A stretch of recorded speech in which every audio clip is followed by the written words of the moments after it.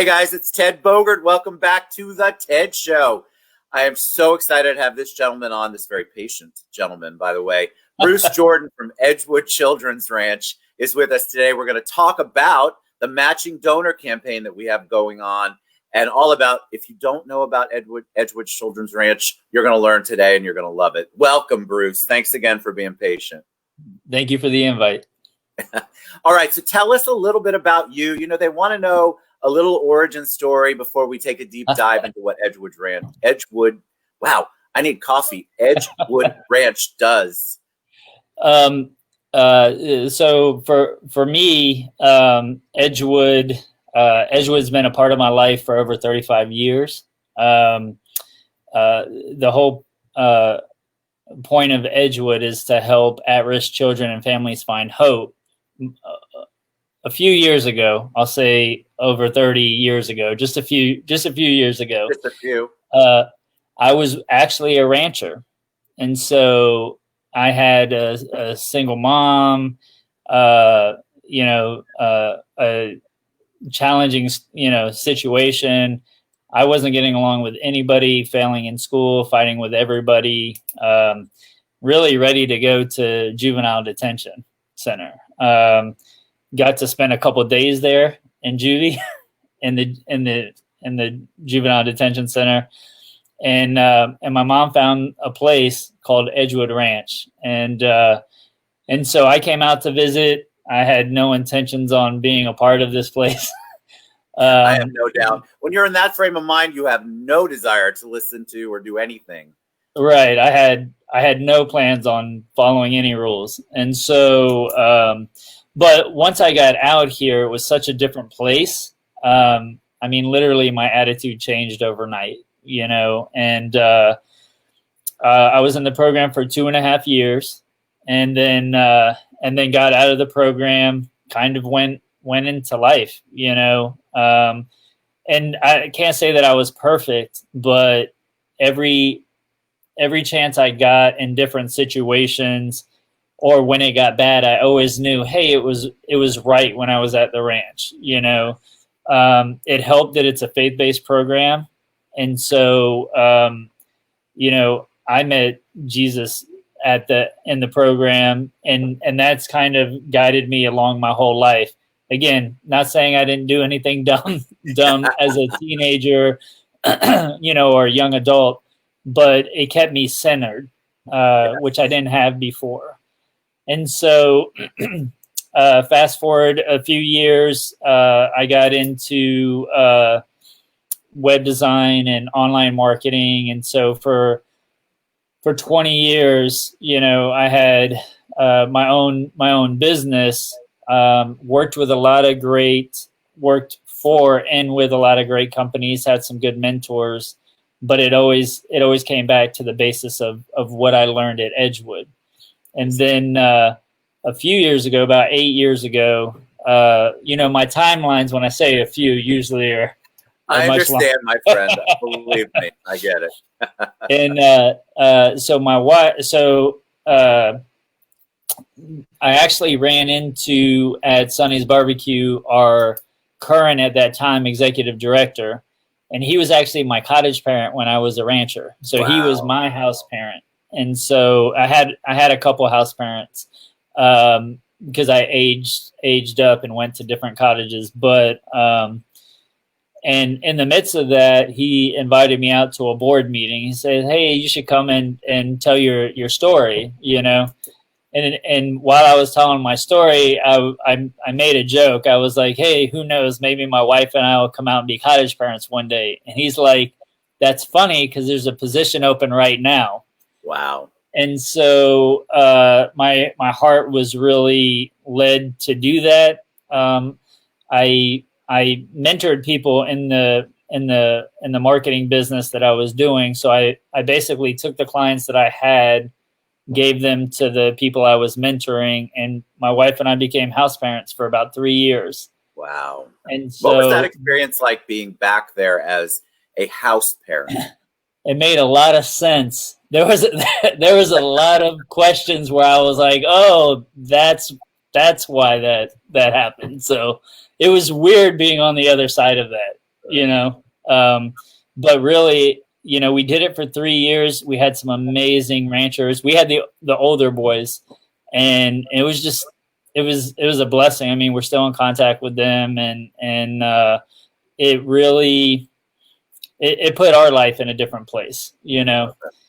And so after about 3 years, I decided, hey, it's time to go back into the business world. And so I actually merged with a friend of mine that we had been trading business back and forth for years, and we're like, hey, we should team up instead of you just sending stuff. And so for the past 5 years, I've been running an advertising agency with him, and we've been fairly successful. Fantastic. Yeah, it's been great. But I couldn't get away from the ranch, so I stayed and I became a relief cottage parent 1 day a week. And so 1 day a week I would come and I would relieve the full-time house parents. I always make a joke because I'm like, man, I've been trying to run away from this place for 35 years. You know? And it's got a hold on you. It does.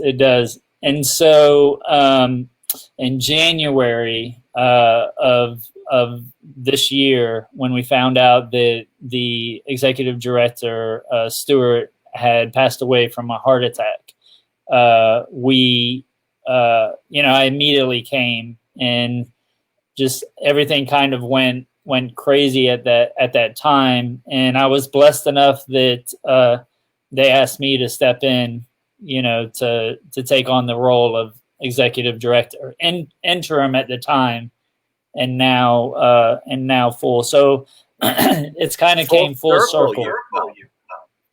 Yeah. Didn't like the circumstances, but loved the place. Sure, you know? Sure. So tell me, you. I love this because you have a unique perspective because you were a rancher. Yeah. What was it, do you think, looking back, now that you have worked with the kids, worked with them for so long, and you were one, and always will be one? What was it you think that was the click in your brain? What is it about the program, about the ranch, that really resonated with you? And kind of, I'm sure at some moment you just realized, God, this ranch changed me. Yeah, multiple things. First and foremost, because it's a faith-based program, me getting to know who Jesus is and really getting that was the biggest change. On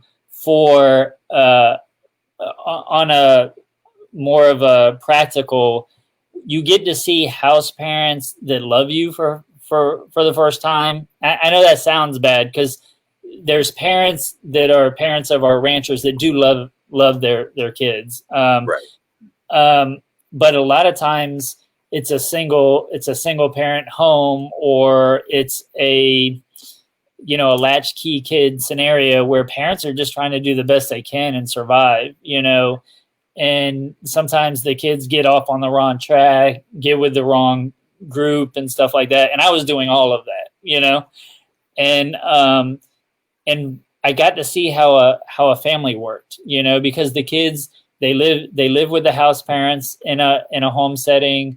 They eat with the house parents in a home setting. There's things that I have 4 boys now. Wow. Yeah, I have my own cottage. I guess you do. And so what you learn at the ranch, you take into that, and so a lot of the kids out there, they don't always have those opportunities to sit down and do family dinner, or sit down and have family conversations and different stuff like that. So there's 2 really important aspects, probably even 3, is the faith-based portion of it. That changes your life for this life, eternity, and it changes your mindset and how you look at things. Yeah. And then to be able to see the practicalness of, hey, this can be normal. This is what you can do on a normal basis. And then the school, because Edgewood, the school itself is on campus as well. It's self-paced. So like me in my situation, I had failed and I was a year behind. Because it's a self-paced program, I was able to catch up in a single year. I was able to do 2 years in a single year and get back on grade level. And so, and then we have small classrooms so the teachers can spend the time with each of the kids who really need it, because a lot of times teachers these days, you know, they have overloaded with kids. They don't always have the time to spend with the kids. We're fortunate enough to be able to do that. So we're able to take a kid who maybe couldn't read or couldn't read on grade level, and within a short amount of time get them to grade level. It's amazing. And then, that's unbelievable. Yeah, you have these kids also that, I mean, think about it.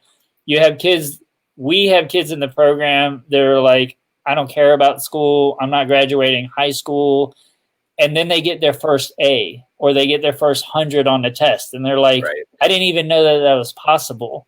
And now we actually have 2 boys now that are actually going to graduate and are dual enrolled in Valencia Community College. And one of those has been with us for about 5 years. He's been in the program longer than normal, but he's excelling in it. That's and amazing. he when you first talk to him, he's like, I don't care about school. You know, when I turn 18, I'm just going to go to work. And now he's taking college courses. You know, he's going to graduate from high school. And so, I mean, what a blessing that is for him. It's life-changing, obviously. And also for the families, it's life-changing. What type, we had some questions before we went live. Yep. What is the criteria? Is there a criteria for a child to come to the ranch? Is it a certain, like, what is it? Does somebody say, okay, my child has some emotional issues, or some issues at school, or some issues at home? Is there like parameters that are involved when you're screening kids to come in? Yeah, that's a good question. So, not set parameters.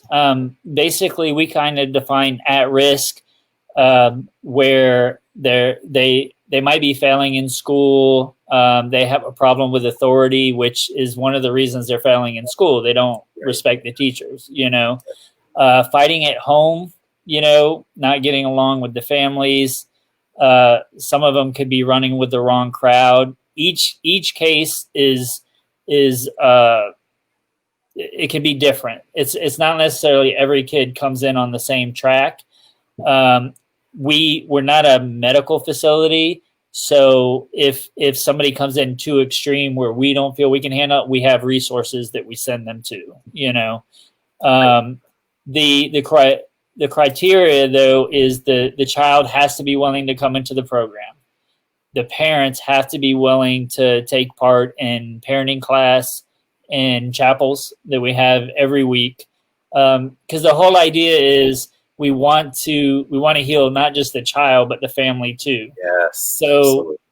If we can get them on the same page, you know, if we can through parenting class get the parents healed, and through, you know, the program get the child healed, get them able to live back together and see the positive growth in it, then we've healed the entire family. Everything's changed. Everything's different, you know? It changes the whole dynamic. Yeah, absolutely. Yep. All right, so let's talk about the matching donor. Tell us about what's going on. Let's talk about matching donor campaign, and how, you know, critical this kind of amazing stuff, miracles that happen on a daily basis, I'm sure you know. But tell us how it works and what's going on. So, so through you guys, or we had somebody that was going to give a substantial amount of money, $10,000, and we had to get donors to match that. And so we've had it's been really quick. So we've reached out to a few. We've gotten half of that covered by one, another portion of that covered by another, and we're waiting to hear back from another. So, wow. Yeah. That's fast moving. It is, yeah. And it's, you know, it's in times like these, you know, I come from a profit business world and transition into a nonprofit. So it's a whole different lifestyle, different world completely. But it especially in these times, it's critical. You know, we we have a large operating budget, and so we can house up to 40 kids right now. Wow.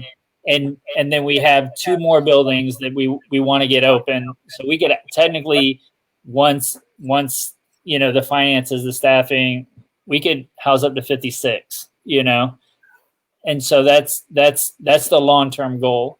But every year as a nonprofit, you're trying to hit these budgets and these marks. And so when something like COVID hits, everything changes, your events and different stuff. Like we have a large auction every year, and that got pushed into next year. Yep. That's a third of our budget, and so we've been really blessed. We've had a lot of generous donors, and just like this program is huge for us. It's the 10,000 and the matching 10,000. That's $20,000 towards helping at-risk kids and families find hope. I mean, that's ever and the cool thing is each person that takes part is taking part of making that change. Some is financial, some is volunteer, some but it's no matter what, everybody's had a part, a role that they've played in doing that. It's amazing. So 35 years ago, there was a group of donors and supporters and house parents and staff and cooks and volunteers that did that for me. And I just think, like, what would my life have looked like? My only option was, hey, I was headed to juvenile detention. I was headed to lockup. And it was funny. I have a half brother, so he graduated from UCF. When I ran into, this is how bad I was. When I so I went to his graduation. This was after the ranch and stuff. I ran into his best friend, and his best friend was like, wow, I didn't even think you'd still be alive. Like, he didn't say hello. He didn't say, how you doing? He was like, I'm just shocked. They could see the path you were on. There was a clear path, and it wasn't going to end well.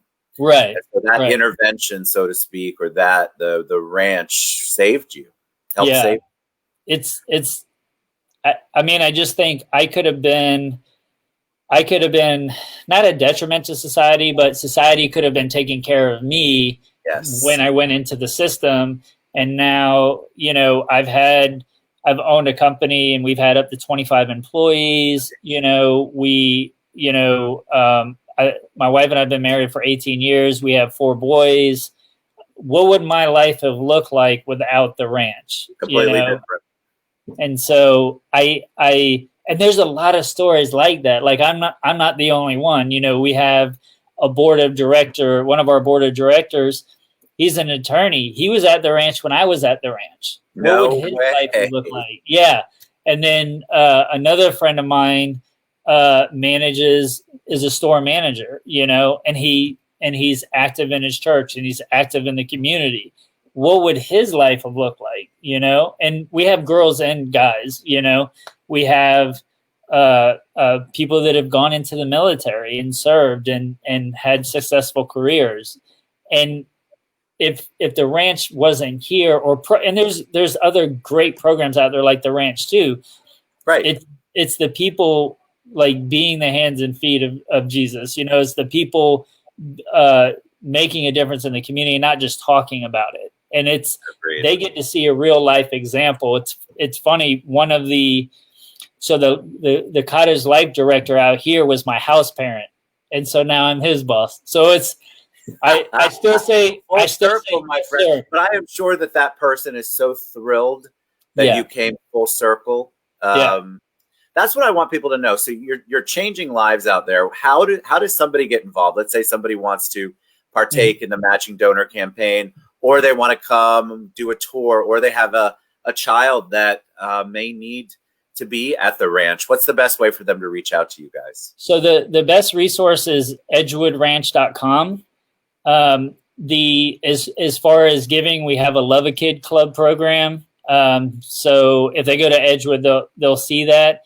I know with COVID, it's a little crazy and we have to take precautions and stuff like that. But as that clears up, getting people to come out and visit the ranch, once you come and visit and once you see it, and meet some of the kids, you're just hooked. I don't know how else to say it, you know.